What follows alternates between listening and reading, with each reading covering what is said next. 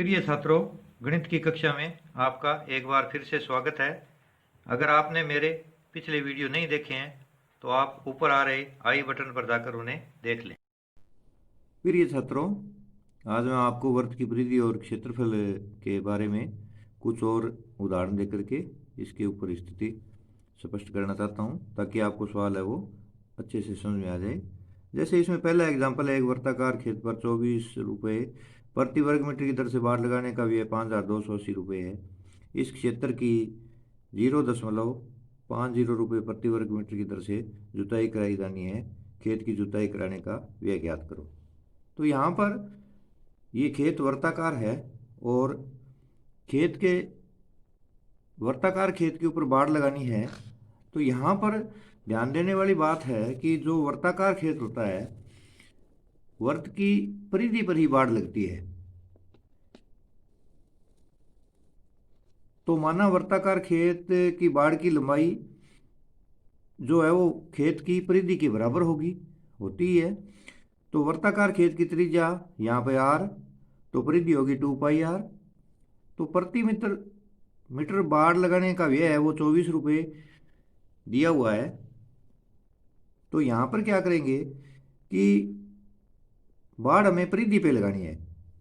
तो 2 पाई आर परिधि है, उसके ऊपर जो बाड़ लगाने का व्यय होगा वो 24 × 2 पाई आर होगा। क्योंकि बाड़ है वो परिधि पे लगानी है हमने, तो परिधि को 24 से गुणा कर देंगे।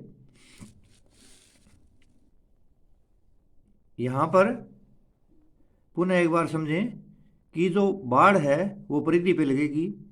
वर्ताकार खेत की त्रिज्या आर है तो परिधि 2 पाई आर होगी और बाड़ लगाने का व्यय 24 रुपये प्रति मीटर है।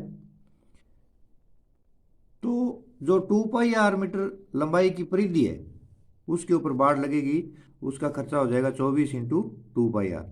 अब प्रश्न क्या कहता है?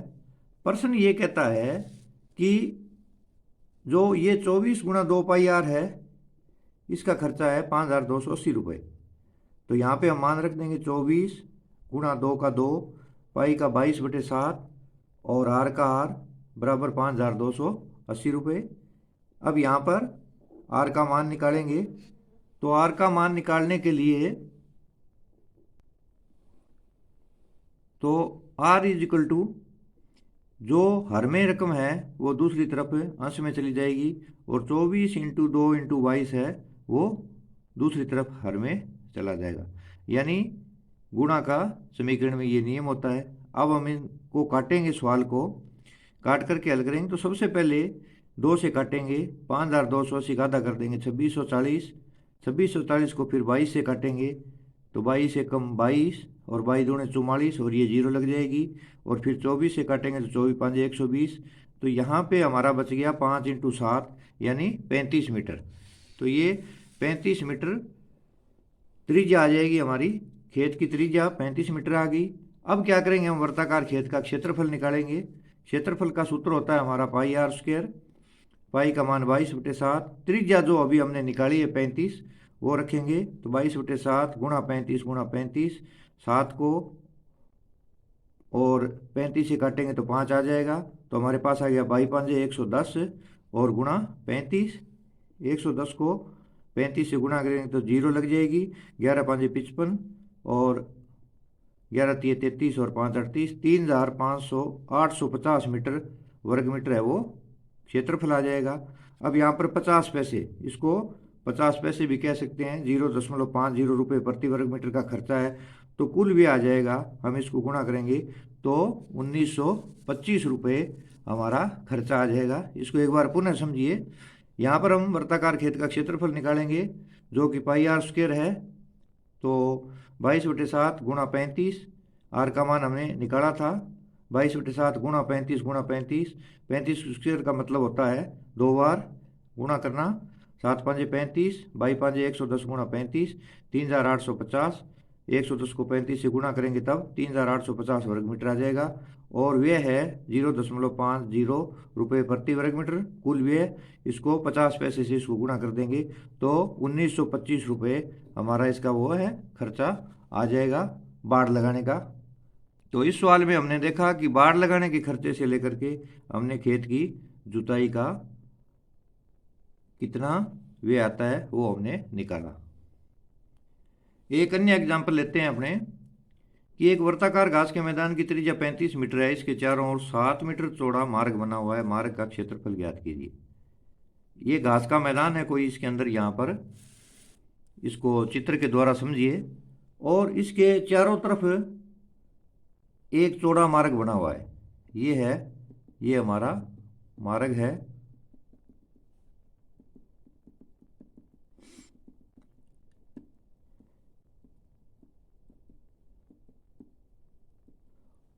ये हमारा वर्ताकार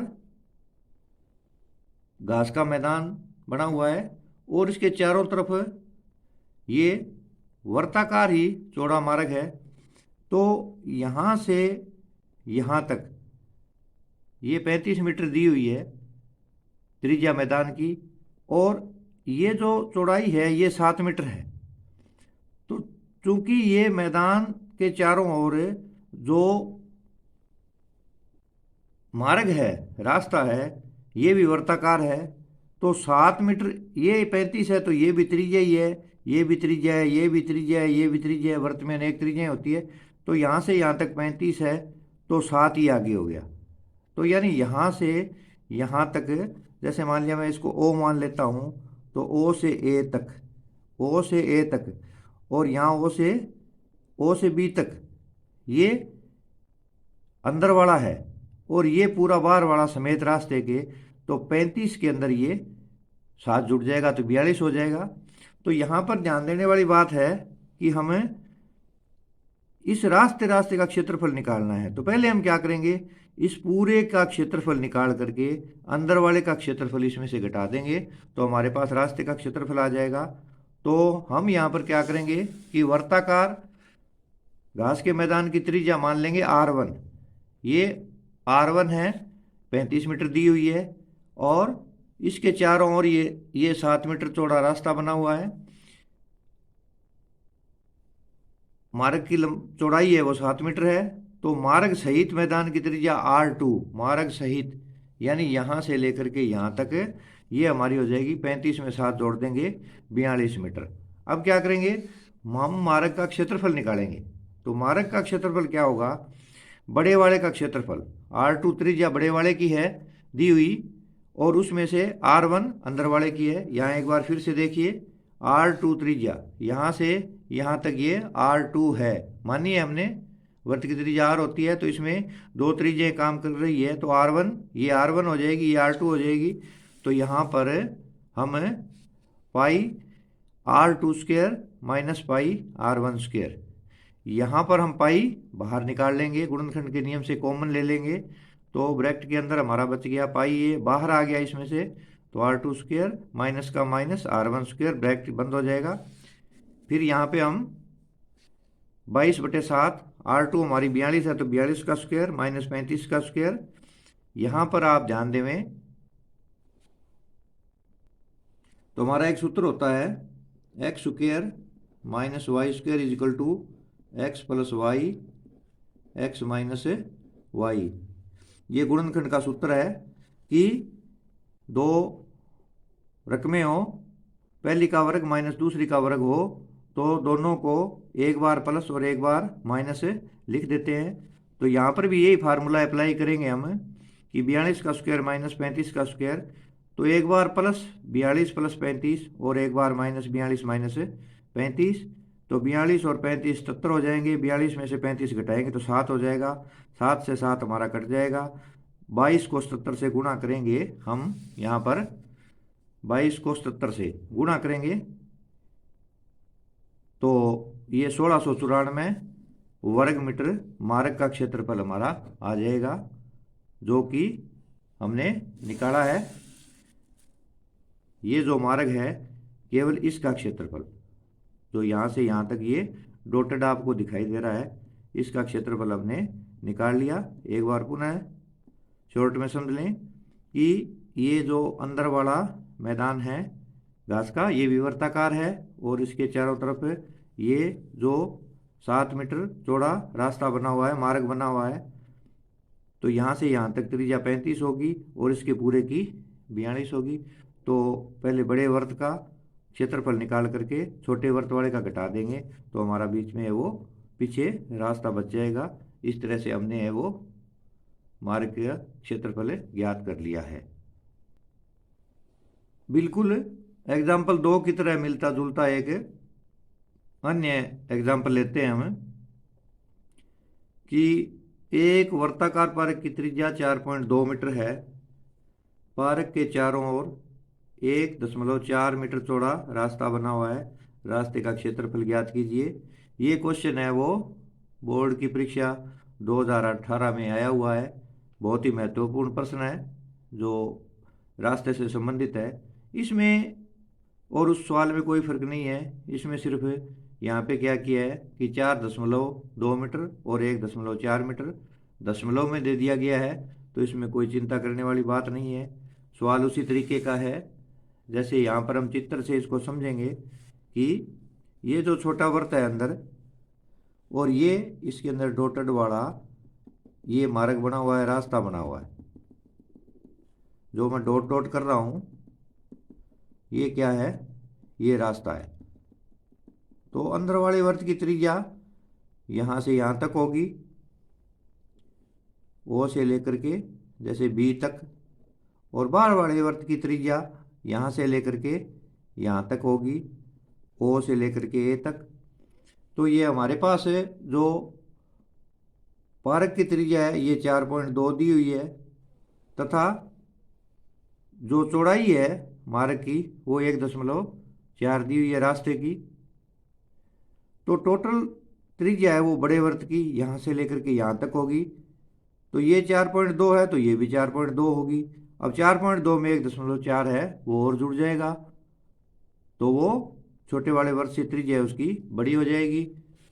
फिर हम क्या करेंगे, बड़े वर्त के क्षेत्रफल में से छोटे वर्त का क्षेत्रफल है वो घटा देंगे। घटाने के बाद में जो भी बचेगा वो हमारा रास्ते का क्षेत्रफल बच जाएगा। तो यहाँ पर छोटे वर्त की त्रिज्या R1 मान लेंगे जो 4.2 मीटर है, और R2 बड़े वर्त की त्रिज्या है वो कितनी हो जाएगी, 4.2 में 1.4 है वो जुड़ जाएगा तो ये 5.6 मीटर हो जाएगी। अब क्या करेंगे, हम रास्ते का क्षेत्रफल निकालेंगे। तो पाई R2 square minus pi R1 square, यहाँ पर पाई कॉमन ले लेंगे हम, तो अंदर हमारा बच गया R2 square minus R1 square.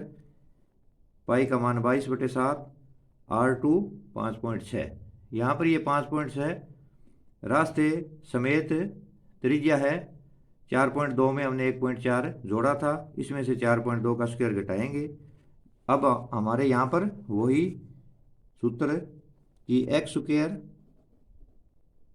Minus Y square is equal to X plus Y और एक्स माइनस वाई, ये गुणनखंड की सर्वसमीका है। इससे हम इसको हल करेंगे तो एक बार इन दोनों को जोड़ देंगे, एक बार घटा देंगे।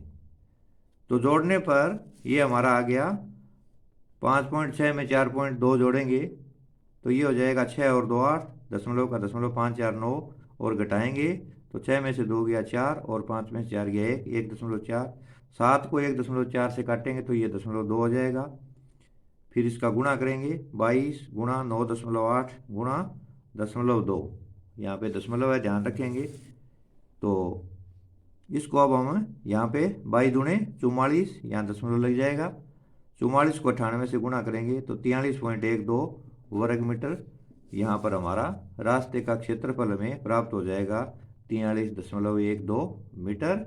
यहाँ पर ये बात पुनः मैं दोहराना चाहता हूँ, ध्यान देने योग्य है कि हमने यहाँ पर दो वर्तों के क्षेत्रफल ज्ञात करने हैं, बड़े वाले वर्त का और छोटे वाले वर्त का।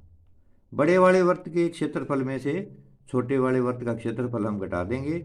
अगर हम सूत्र की सहायता से गुणनखंड वाले की सहायता से करेंगे तो ये हमारा बिल्कुल ही आसान हो जाएगा, क्योंकि बड़े वाले में से छोटे वाले का साथ में ही घटा देंगे।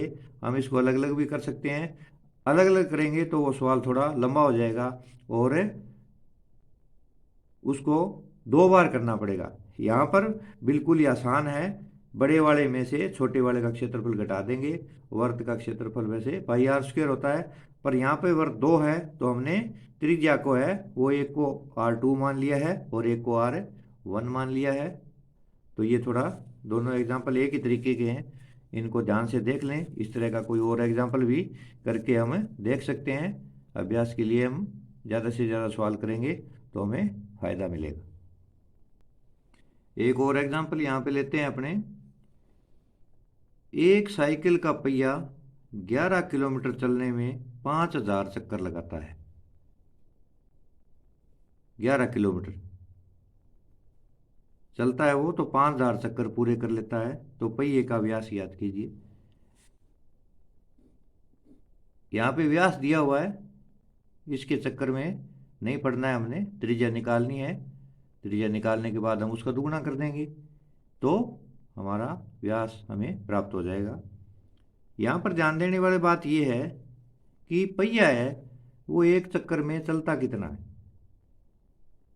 तो एक चक्कर में पहिया वर्त की परिधि के बराबर चलता है। आप इसको घर में चेक करके भी देख सकते हैं कि अगर पहिए के ऊपर साइकिल का है, उसके ऊपर निशान लगा करके हम जमीन के ऊपर और आगे उसी निशान तक हम चलाते हैं और उस जो टायरों के निशान की दूरी है उसको नापेंगे तो वो पहिए की परिधि के बराबर ही आएगी। तो पहले हम क्या करेंगे, यहाँ पर परिधि निकालनी पड़ेगी हमें। परिधि से हमें वो आर का मान निकालेंगे। तो एक चक्कर में पहिया कितनी दूरी तय करेगा। यहाँ पर हमें दे दिया कि 11 किलोमीटर में वो 5000 चक्कर लगाता है। तो पहिया है वो एक चक्कर में कितनी दूरी तय करेगा। तो चली गई दूरी में हम चक्रों की संख्या का भाग दे देंगे। तो चली गई दूरी थी 11 किलोमीटर बटे 5000। यहाँ पर हम क्या करेंगे, किलोमीटर दिया हुआ है, क्योंकि 1 किलोमीटर में 1000 मीटर होते हैं तो हम इसको 1000 से गुणा कर देंगे। और 1 मीटर में 100 सेंटीमीटर होते हैं तो हम इसको 100 से और गुणा कर देंगे। फिर ये 3 जीरो से 3 जीरो कट जाएगी, 5 और 100 को काटेंगे तो 20 आ जाएगा। और यहाँ पर 11 को 20 से गुणा करेंगे तो 220 सेंटीमीटर है वो हमारी वर्त की परिधि हमें प्राप्त हो जाएगी। यहाँ पर यह ध्यान देना है हमने कि 1 किलोमीटर में 1000 मीटर होते हैं और 1 मीटर में 100 सेंटीमीटर होते हैं। तो जब 1 किलोमीटर में 1000 मीटर है तो 11 किलोमीटर में 11000 हो जाएंगे और फिर इसको 100 से गुणा करेंगे, फिर इसको हल करेंगे। किलोमीटर को हमें सेंटीमीटर तक ले आना है। अब हमारे पास जो वर्त की परिधि आई वो थी 2πr। ये हमने 220 जो निकाली है ये हमारी वर्त की परिधि निकली है। तो इसको 220 परिधि की जगह लिख देंगे बराबर 2πr। अब यहाँ पर 2 गुणा 22 बटे 7 गुणा आर, आर का मान निकालेंगे तो बटे में 7 है ये ऊपर चला जाएगा, 2 गुणा 22 ऊपर है ये बटे में आ जाएगा दूसरी साइड में। समीकरण के नियम के हिसाब से इसे भी पक्षांतर करना ही कहते हैं। यहाँ पर हम इसको काट देंगे, पहले 2 से काटेंगे 120 को, या 22 से भी काट सकते हो। तो 22 दाई 220 और 2 पंजे 10, 7 पंजे 35। ये हमारे पास है आर का मान 35 आ गया है, त्रिज्या 35 सेंटीमीटर। अब यहाँ पे हमने क्या निकालना था, व्यास। व्यास होता है त्रिज्या का दुगुना, तो 2 गुणा 35 70 सेंटीमीटर है वो हमारी हमें व्यास प्राप्त हो जाएगा, क्योंकि व्यास है वो त्रिज्या का दुगुना होता है और त्रिज्या व्यास की आधी होती है। यहाँ पर आप ध्यान दे लें व्यास क्या होता है, 2 गुणा त्रिज्या। हम इसको क्या बोलेंगे, अगर पहले व्यास लिखते हैं तो व्यास त्रिज्या का दुगुना होता है, और अगर हम त्रिज्या निकाल रहे हैं व्यास हमें दिया हुआ है, तो त्रिज्या व्यास की क्या होती है, आधी होती है। 2 से भाग देना, इसी में उस संख्या का आधा करना होता है। तो व्यास त्रिज्या का दुगना होता है और त्रिज्या व्यास की आधी होती है। तो इस सवाल में हमने वो व्यास का मान है वो निकाल लिया है। तो इसी से मिलता जुलता एक सवाल और है। एक वर्त का परिमाप वर्ग के परिमाप के बराबर है। वर्त का परिमाप या वर्त की परिधि एक ही बात है। तो क्षेत्रफलों का अनुपात हमें यहाँ पे ज्ञात करना है। तो हल में माना वर्त की त्रिज्या r, तो क्षेत्रफल हो जाएगा हमारा, यहाँ पे परिमाप दिया हुआ है तो परिधि, परिमाप और परिधि एक ही बात है। तो वर्त की परिधि 2πr, ये तो हो गया हमारा वृत्त का। और एक दिया इसमें वर्ग, तो माना वर्ग की भुजा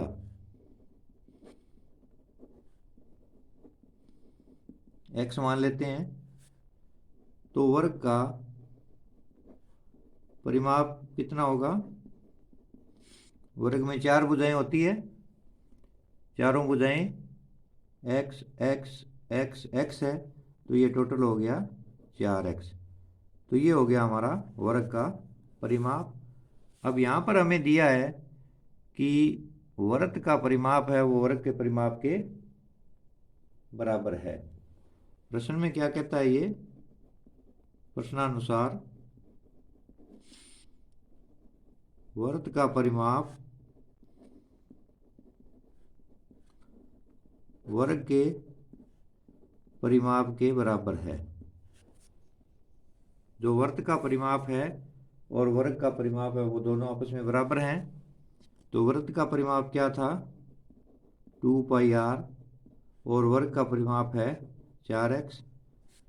तो यहाँ से हम r का मान निकालें, तो r बराबर 4x बटे 2π।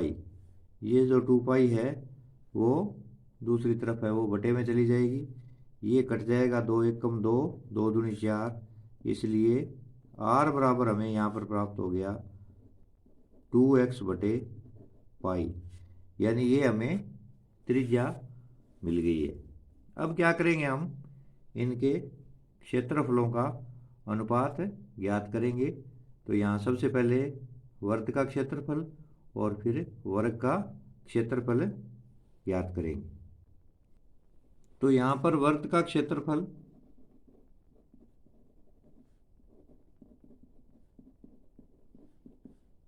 पाई r² तथा वर्ग का क्षेत्रफल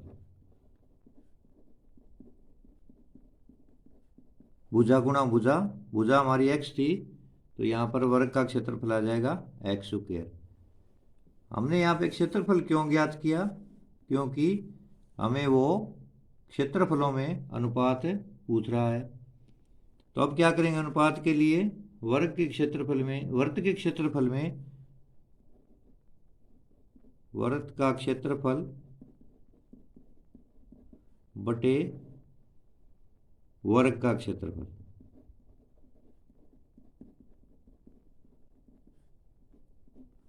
वर्त के क्षेत्रफल में वर्ग के क्षेत्रफल का भाग देंगे तो हमें इनका अनुपात प्राप्त होगा। यहाँ पर वर्त का क्षेत्रफल था पाई r² और वर्ग का था x²। अब यहाँ पर क्या करेंगे, हम r का मान रखेंगे जो हमने यहाँ पर ये निकाला है 2x बटे पाई। तो पाई तो हमारे यहाँ पर है और r का मान गुणा में 2x बटे पाई, ये यहाँ स्क्वायर में है, बटे में x²। क्षेत्रफल था पाई r², r का मान हमने ऊपर निकाल रखा है 2x बटे पाई, तो इसका 2x बटे पाई का एक बार स्क्वायर में रखेंगे।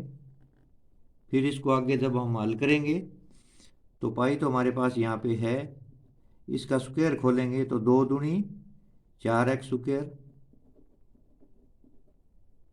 और बटे में पाई स्क्वायर और पूरा का बटा जो हमारा है वो x स्क्वायर था हमारे पास। यहाँ पे पुनः देख लेंगे एक बार, पाई आर स्क्वायर, आर का मान 2x बटे पाई था, वो एक बार ब्रैकेट में रखेंगे, ऊपर स्क्वायर है, इसका स्क्वायर खोलेंगे या इसको ऐसे भी लिख सकते हैं 2x बटे पाई गुणा 2x बटे पाई, तो 2 दूनी 4x स्क्वायर बटे पाई को पाई से गुणा करेंगे पाई स्क्वायर। अब यहाँ पे इसको हल करेंगे तो ये हमारा ऊपर आ जाएगा पाई गुणा 4 गुणा x स्क्वायर बटे में ये पाई स्क्वायर है वो नीचे चली जाएगी, जब इसको हल करेंगे तो पाई स्क्वायर और x स्क्वायर हमारा था, तो यहाँ पर x स्क्वायर से x स्क्वायर कट जाएगा।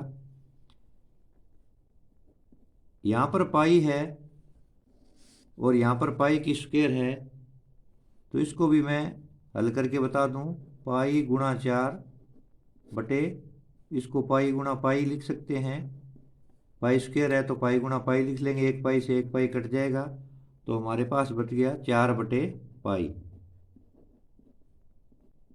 तो 4 बटे पाई का मान फिर रखेंगे हम 22 बटे 7। यहाँ पर हमने छठी सातवीं में पढ़ा है कि जो भाग में रकम होती है वो गुणा में पलट जाती है, तो 4 गुणा में 7 बटे 22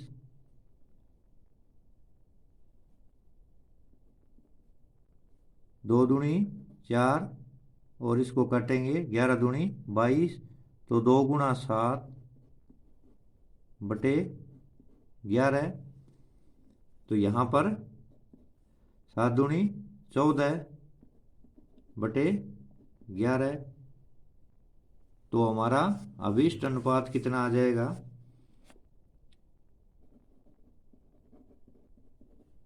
अभिष्ट अनुपात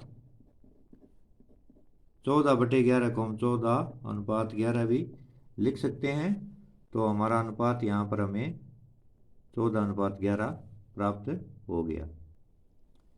एक और एग्जाम्पल लेते हैं हम, एक वृत्त की परिधि व त्रिज्या में अंतर 74 सेमी है, उस वृत्त का क्षेत्रफल ज्ञात करो। तो यहाँ पर हमें परिधि व त्रिज्या में अंतर दिया गया है, तो माना वृत्त की त्रिज्या r है, क्षेत्रफल बटे वर्ग का क्षेत्रफल,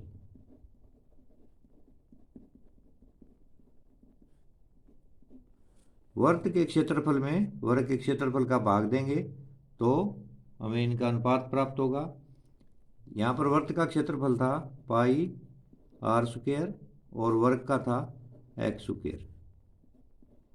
अब यहाँ पर क्या करेंगे, हम आर का मान रखेंगे जो हमने यहाँ पर ये निकाला है 2x बटे पाई, तो पाई तो हमारे यहाँ पर है और आर का मान गुणा में 2x बटे पाई, ये यहाँ स्क्वायर में है बटे में एक्स स्क्वायर, क्षेत्रफल था पाई आर स्क्वायर, आर का मान हमने ऊपर निकाल रखा है 2x बटे पाई, तो इसका 2x बटे पाई का एक बार स्क्वायर में रखेंगे। फिर इसको आगे जब हम हल करेंगे तो पाई तो हमारे पास यहाँ पे है, इसका स्क्वायर खोलेंगे तो 2 दूनी 4x स्क्वायर और बटे में पाई स्क्वायर और पूरा का बटा जो हमारा है वो एक्स स्क्वायर था हमारे पास। यहाँ पे पुनः देख लेंगे एक बार, पाई आर स्क्वायर, आर का मान 2x बटे पाई था, वो एक बार ब्रैकेट में रखेंगे, ऊपर स्क्वायर है, इसका स्क्वायर खोलेंगे या इसको ऐसे भी लिख सकते हैं 2x बटे पाई गुणा 2x बटे पाई, तो 2 दूनी 4x स्क्वायर बटे पाई को पाई से गुणा करेंगे पाई स्क्वायर। अब यहाँ पे इसको हल करेंगे तो ये हमारा ऊपर आ जाएगा पाई गुणा 4 गुणा एक्स स्क्वायर बटे में, ये पाई स्क्वायर है वो नीचे चली जाएगी। जब इसको हल करेंगे तो पाई स्क्वायर और एक्स स्क्वायर हमारा था, तो यहाँ पर एक्स स्क्वायर से एक्स स्क्वायर कट जाएगा। यहाँ पर पाई है और यहाँ पर पाई की स्क्वायर है, तो इसको भी मैं हल करके बता दूं। पाई गुणा 4 बटे, इसको पाई गुणा पाई लिख सकते हैं, पाई स्क्वायर है तो पाई गुणा पाई लिख लेंगे, एक पाई से एक पाई कट जाएगा, तो हमारे पास बच गया 4 बटे पाई। तो 4 बटे पाई का मान फिर रखेंगे हम 22 बटे 7। यहाँ पर हमने छठी सातवीं में पढ़ा है कि जो भाग में रकम होती है वो गुणा में पलट जाती है। तो 4 गुणा में 7 बटे 22,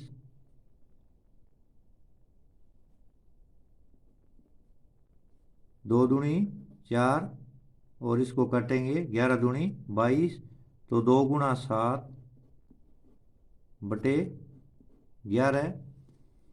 तो यहाँ पर 7 दूनी 14 बटे 11।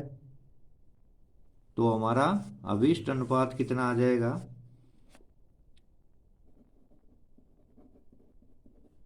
अभिष्ट अनुपात 14 बटे 11 को हम 14 अनुपात 11 भी लिख सकते हैं। तो हमारा अनुपात यहाँ पर हमें 14 अनुपात 11 प्राप्त हो गया। एक और एग्जाम्पल लेते हैं हम। एक वर्त की परिधि व त्रिज्या में अंतर 74 सेमी है, उस वर्त का क्षेत्रफल ज्ञात करो। तो यहाँ पर हमें परिधि व त्रिज्या में अंतर दिया गया है। तो माना वर्त की त्रिज्या r है, तब परिधि कितनी होगी? 2 पाई r। यही हमारा सूत्र होता है वर्त की परिधि का। प्रश्न क्या कहता है? प्रश्नानुसार जो वर्त की परिधि है और त्रिज्या है उसका अंतर 74 है। वर्त की परिधि और त्रिज्या का अंतर, इसको ये बोलेंगे। जो प्रश्न में भाषा थी परिधि व त्रिज्या में अंतर, अंतर घटाव को कहते हैं, वो 74 हमारा दिया हुआ है। तो या वर्त की परिधि 2 पाई r, त्रिज्या r इज इक्वल टू 74। अब हम इसको थोड़ा हल करेंगे। या 2 पाई r में से r घटा रहे हैं, तो r देखो दोनों में कॉमन है, तो r बाहर निकाल लो। तो 2 पाई माइनस 1 बराबर 74।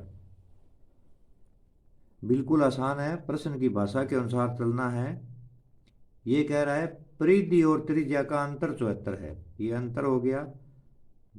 तो 2 पाई r में से r घट गया, 74 आ गया, r कॉमन ले लिया, तो अंदर बच गया 2 पाई माइनस 1 बराबर 74। यहाँ पर क्या करेंगे हम? पाई का मान रख देंगे। तो 2 गुणा 22 बटे 7 माइनस 1 बराबर 74। तो r 22 दूने 44 बटे 7 माइनस, इसको 1 बटा 1 भी लिख सकते हैं, बराबर 74। इसको अब हम हल करेंगे r, तो 7 यहाँ पे हमारा लघुत्तम आ जाएगा। तो ये 7 और 7 समान है, 7 एकम 7, तो 44 एकम 44, 7 एकम 7, 7 एकम 7। r अब 44 में से 37 हम घटा देंगे, 7 घटाएंगे, तो बच जाएगा हमारा 14 में से 7 गया 7, 37 बटे 7 इज इक्वल टू 74। इसके बाद में हम यहाँ से आर का मान निकालेंगे। आर बराबर 74 गुणा 7/37। यहाँ 37/7 है तो 37 अंश है, दूसरी तरफ बराबर से जाकर के हर बन जाएगा। यहाँ पे 7 हर है तो वो ऊपर चला जाएगा, अंश बन जाएगा। अब क्या करेंगे, हम काट देंगे इनको। तो 37 एकम 37, 37 दूणे 74 होते हैं, 7 दूनी 14, 3 दूनी 6, 1 7। तो यहाँ पर आर का मान 2 गुणा 7 यानी बराबर 14 सेमी हमें प्राप्त हो गया। आर का मान, त्रिज्या हमें प्राप्त हो गई। हमें निकालना क्या है इस सवाल में, वृत्त का क्षेत्रफल।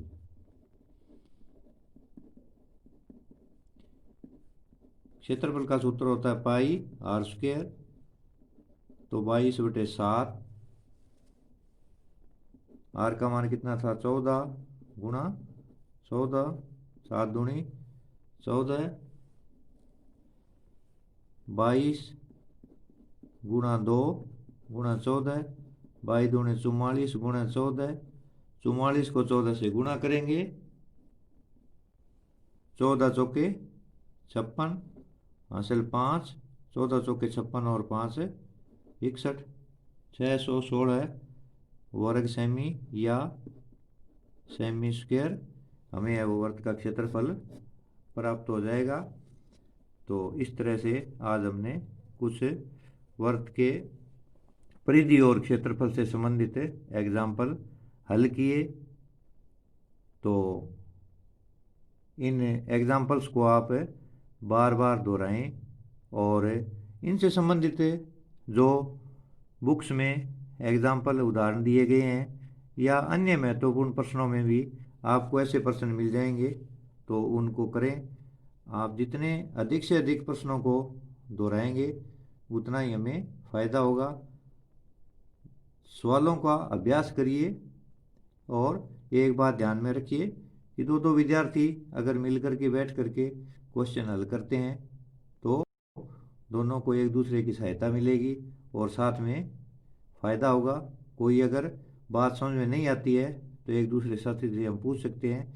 और एक बात यहाँ पे ध्यान में रखें, जितने हम सवाल खुद करेंगे, अभ्यास करेंगे और दूसरों को समझाएंगे, उतना ही हमें गणित के अंदर ज़्यादा नॉलेज बढ़ेगा, नॉलेज की प्राप्ति होगी।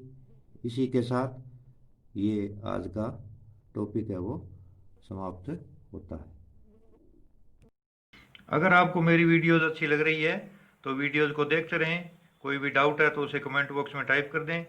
वीडियो को लाइक करें और अपने फ्रेंड्स के साथ शेयर करें। जय हिंद, वंदे मातरम।